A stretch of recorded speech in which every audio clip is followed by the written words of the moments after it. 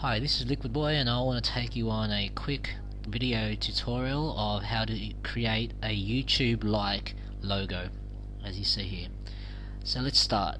Opening up PhotoshopCS2, completely blank. Let's go and copy this logo from the actual YouTube site. Copy, so that we've got something to work with. So we press Ctrl N, it will automatically create a template work area of the size of the logo that we've copied from the site itself, and you do Ctrl V, paste in. So now we've got something to work with. So now let's create a completely new work area, our actual logo.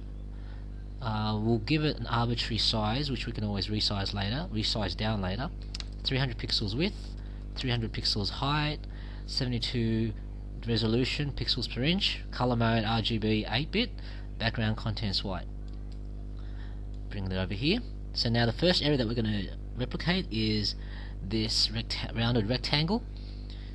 What we'll do is we'll grab the rounded rectangle tool and we'll create the rounded rectangle. It creates it with the default color for the 4 color, and that's fine, because what we're going to actually do is we're going to use a gradient blending option to give this gradient effect, so don't worry about this 4 color. So now once we've got the rounded rectangle tool out on the work area, we want to create a blending option, and in there what we do is we'll select the gradient overlay, and from there what we want to do is we want to create a, as you can see, there's 3 actual distinguishable gradients points on this gradient. So we've got one here, the dark, then the light, then go to a semi-dark. So here we select on the gradient. What we want is 3 equivalent points. So a dark going to a light, whatever that light is, we'll just pretend it's white at the moment, and going to a semi-dark, so we'll go to a grey, for instance.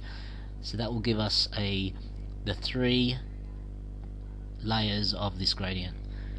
So now let's choose the actual color. So double clicking on this first point, let's choose, going back to the picture that we're working with, select this, the dark color there, gets the first layer.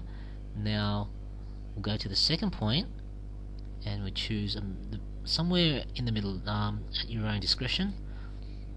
And the third point, going to the very end at your own discretion again. There you go. So play with the pointers, moving up and down as you see fit. If you want it, if you're just trying to align the layers, but personally, I think that's okay there. So let's okay that, and there is our outline for the rounded rectangle. It's not as extrapolated as the YouTube one, but it's still rounded. That's fine. So now let's add in the word tube. Now go for your heart's content here, choose any fonts, but the one that I believe is closest to the YouTube one that comes standard out of the box without you downloading a font is the Franklin Gothic Demi. So let's go in and let's type in tube, make it a bit bigger, 48, and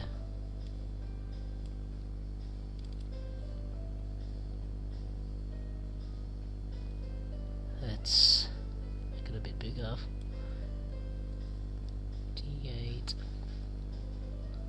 58 size.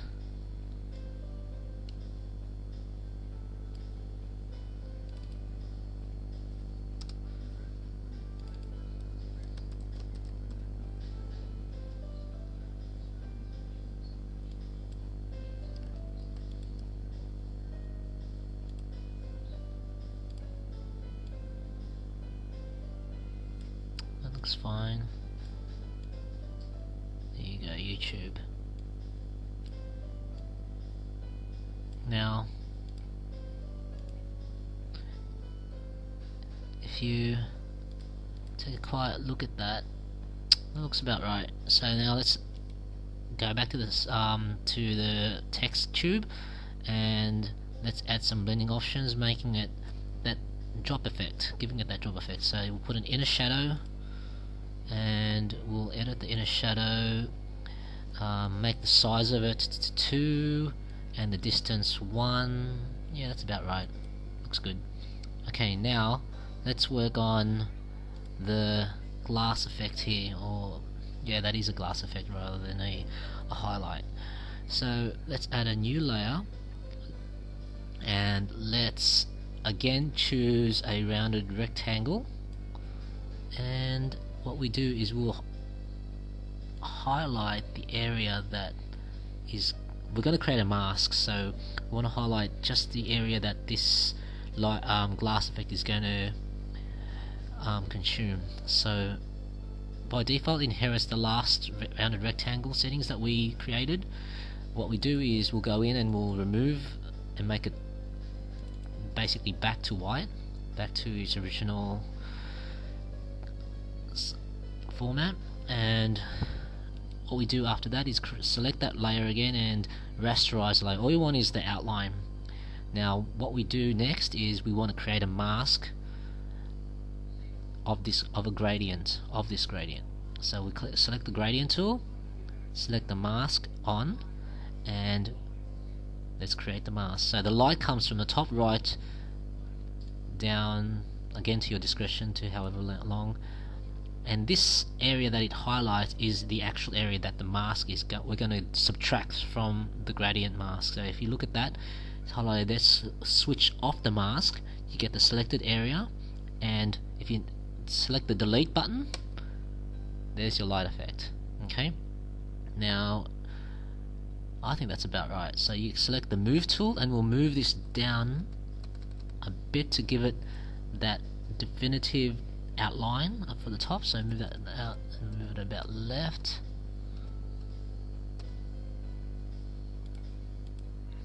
There you go there.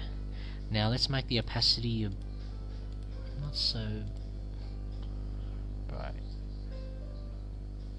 There you go. So YouTube. Now let's add the U. Again, choose the text, change the font color to black. Type in U, and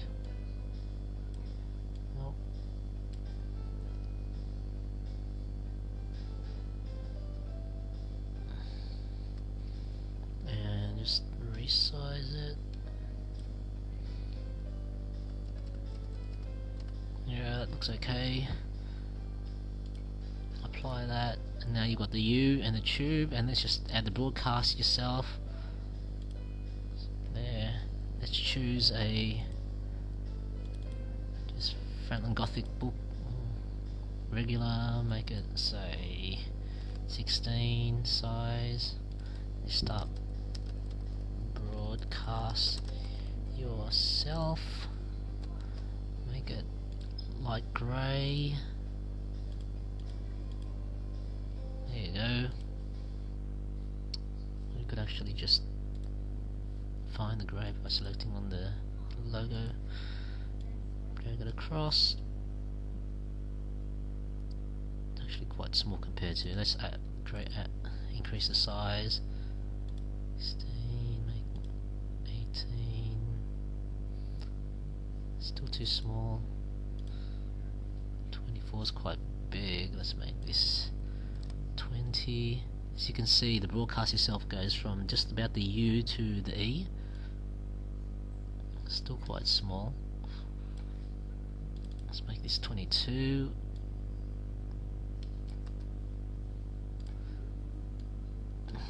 Little fiddly things, but I just like to give it that extra, go to that extra effort. Okay, let's put the TM in. TM is smaller than the broadcast itself, so it's half the size. It looks like it's half the size, so let's make it 11. And let's drag that up here. There you go, and let's just, as I said, the size probably we can redimension. Let's reach that and crop that, and there you go, the YouTube broadcast yourself like logo. That's simple. Doesn't look exactly the same. Playing around with the lights will get you that effect, I guarantee you. You might want to play around with the red rounded rectangle to give it more of a pastel effect, but nonetheless, there you go, it looks quite similar. Alright, I hope you enjoyed that. Thank you.